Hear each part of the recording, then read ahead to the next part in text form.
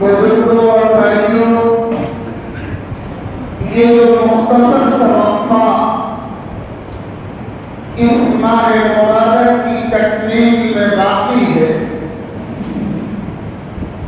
اس مختصر سے وقت میں بھی ہمارے لیے بہت کچھ کرنے کا موقع باقی ہے۔ اللہ تعالیٰ کا دربار آخری درجے کے کرم کا دربار ہے، اور اللہ تعالیٰ کو منانا جتنا آسان ہے، کسی اور کو منانا اتنا آسان نہیں ہے۔ بندہ سچے دل سے اللہ کے دربار میں سجدہ ریز ہو جاتا ہے، بندہ دل کی سچائی سے توبہ کے کلمات کہہ دیتا ہے، بندہ سچی ندامت کا اظہار کر دیتا ہے، بندے کی آنکھوں سے ندامت کے آنسو نکل پڑتے ہیں، اللہ تعالیٰ کے کرم کا دریا جوش میں آ جاتا ہے۔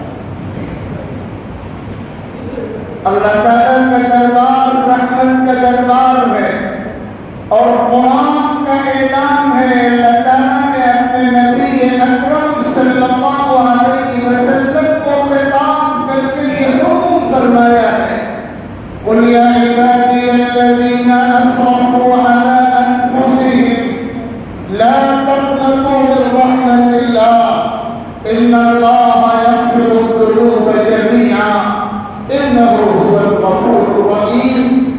اے نبی، آپ تمام انسانوں سے فرما دیجیے، تمام انسانوں سے اللہ کا یہ پیغام بتا دیجیے۔ اللہ تعالیٰ فرما رہے ہیں، اے میرے بندو، تم نے اپنی جانوں پر بے انتہا زیادتیاں ضرور کی ہیں، اور تم سے بہت سارے گناہ یقیناً ہوئے ہیں، لیکن خبردار رہنا، اللہ تعالیٰ کی رحمت سے مایوس مت ہو جانا۔ اللہ تعالیٰ تمام گناہوں کو بخش دیتے ہیں، وہ بہت بخشنے والے، بہت مہربان ہیں۔ تمہاری سچی طلب ہوگی، تمہاری سچی توبہ ہوگی، تمہاری سچی طلب ہوگی، تم گناہوں کو معاف کرانا چاہو گے، تم اپنے رب کی طرف رجوع ہوگے، تم اپنی اصلاح کا ارادہ کرو گے، تم اپنے گناہوں پر شرمندہ ہو جاؤ گے، تم سابقہ گناہوں میں گزری ہوئی زندگی سے باز آنا چاہو گے، اللہ تعالیٰ تمام پچھلے گناہوں کو معاف فرما دیں گے، پاک کر دیں گے، دھو دیں گے، ستھرا اور نکھرا اور اجلا اور صاف اور شفاف بنا دیں گے۔ اللہ تعالیٰ کا دربار تو ایسے کرم کا دربار ہے، یا عبادی انی اغفر الذنوب جميعا فاستغفرونی اغفر لکم۔ اللہ تعالیٰ فرماتے ہیں، اے میرے بندو، میں تمام گناہوں کو معاف کر دیا کرتا ہوں، مجھ سے مغفرت کے طلبگار تو بن کر دیکھو، میں سارے قصور بخش دوں۔ تو جو چند گھنٹے باقی ہیں، یہ دیکھنے میں بہت مختصر صحیح، لیکن ہمارے لیے بہت سنہرا موقع ہے، بہت عظیم موقع ہے۔ اگر اب تک ہم نے توبہ نہیں کی ہے تو اب موقع ہے کہ اب توبہ کر لیں۔ اگر اب تک ہم نازل نہیں ہوئے ہیں، اب موقع ہے کہ ہم نازل ہو جائیں۔ اگر اب تک ہمیں اپنے احوال کی اصلاح کی توفیق میسر نہیں آئی ہے تو اب موقع ہے کہ ہم اپنے احوال کی اصلاح کر لیں۔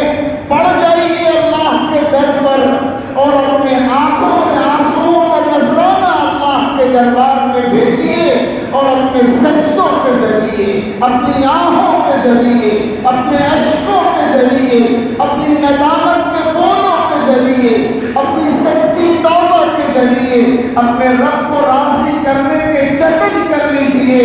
جو وقت باقی بچا ہے، اگر ہم نے اسے کارآمد بنا لیا، اگر ہم نے اپنے گناہوں کی مغفرت اللہ کے دربار میں کرانے کی کوشش کرنی، تو یقیناً ہمارا بیڑا پار ہو جائے گا، بہت محروم ہوگا ہوگا وہ مسلمان جو اس قیمتی موقع کو ضائع کرا لے اور اللہ تعالیٰ کے دربار سے اس کی مغفرت کا فیصلہ رحمتوں اور برکتوں کے اس موسم بہار میں بھی نہ ہو سکے۔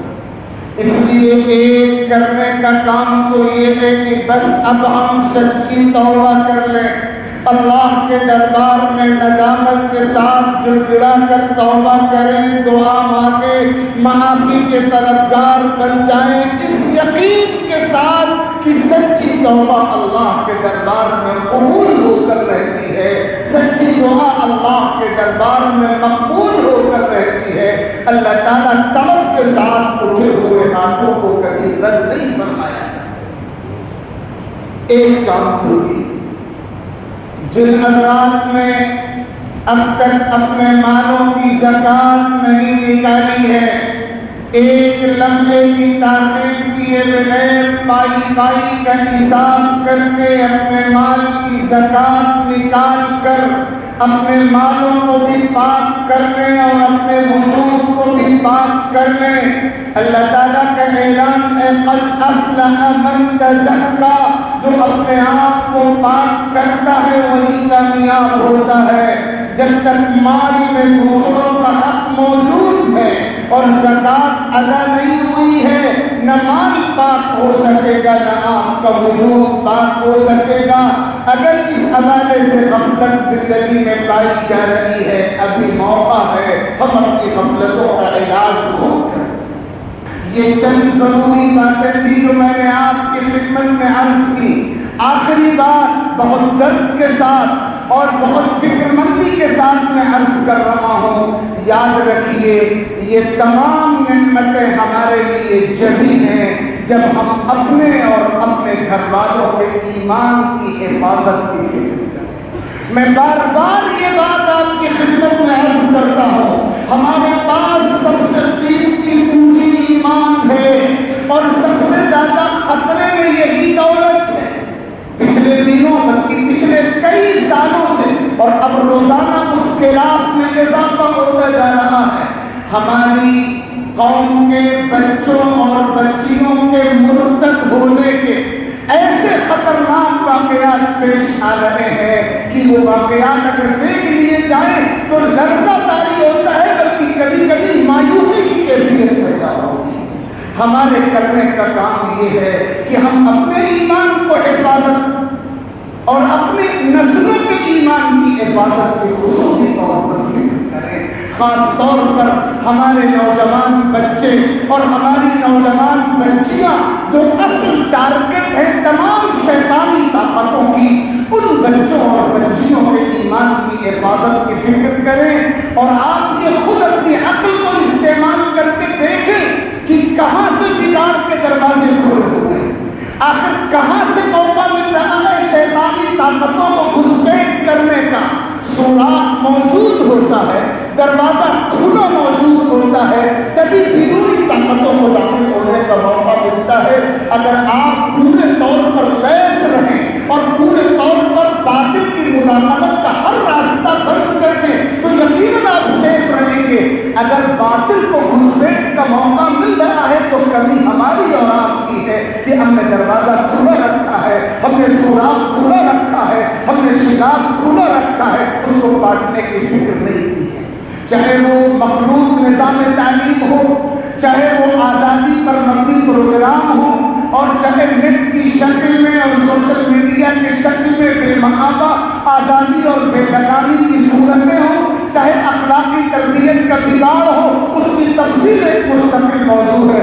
اللہ کے واسطے آج اپنے گھروں کو جا کر بہت سچائی کے ساتھ گریبان میں منہ ڈال کر ہم میں سے ایک غور کرے کہ کہاں ہم سے کوتاہی ہے کہ دوسروں کو موقع مل رہا ہے۔ اگر ایمان کو سلامت رکھنا ہے تو فکر مند ہونا پڑے گا۔ آپ سوتے رہیں گے، باطل جاگ رہا ہے، ایمان سلامت نہیں رہ سکے گا۔ آپ جاگتے رہیں گے تبھی ایمان سلامت رہے گا۔ دنیا کی معمولی دولت جاگے بغیر محفوظ نہیں رہتی، ایمان تو سب سے قیمتی دولت ہے، وہ جاگے بغیر چوکنا رہے بغیر کیسے محفوظ رہ سکتا ہے؟ کرتا ہے. یہ وہ بنیادی کام ہے جو ہمیں کرنا چاہیے. اللہ رب العزت مجھے بھی توفیق عطا فرمائے اور آپ کو بھی توفیق عطا فرمائے. اور جو چند گھنٹے باقی ہیں رمضان کی بظاہر تکمیل میں، ان گھنٹوں کو غنیمت سمجھ کر اپنے رب کی رضا کے کام میں لگانے کی ہمیں توفیق عطا فرمائے. آمین. وآخر دعوانا الحمد للہ.